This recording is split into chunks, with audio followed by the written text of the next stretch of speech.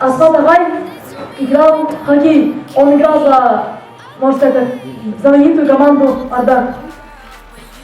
Сейчас он собирается с своими друзьями, как бы, с копировскими друзьями и играет разные игры, как волейбол, пейнтбол. И сейчас он занимается добрыми делами, там, помогает детям. Хоккей была спонсором турнира по боулингу, где он собрал свою команду друзей и занял первое место.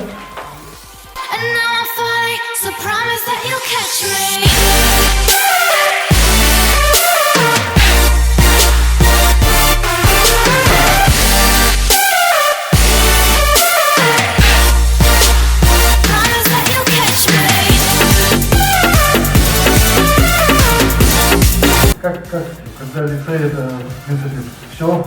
Лицей сделал меня человеком, лицей сделал вообще, породил меня как человека, образование. Лицей образовал меня.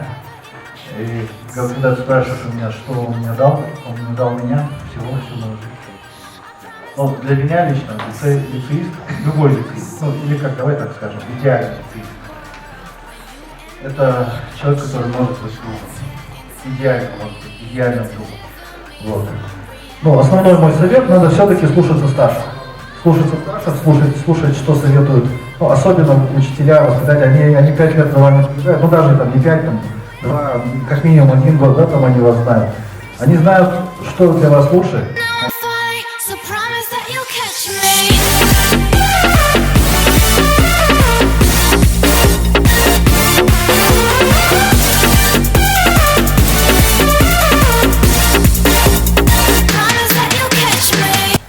Просто быть первым везде, быть постоянно лидером, потому что легко быть вагоном, да, легко там, тебя решают там что-то. Когда начинаешь, просто стараешься что-то сделать первее, что-то сделать, инициировать что-то, вот тогда и приходит успех. Если ты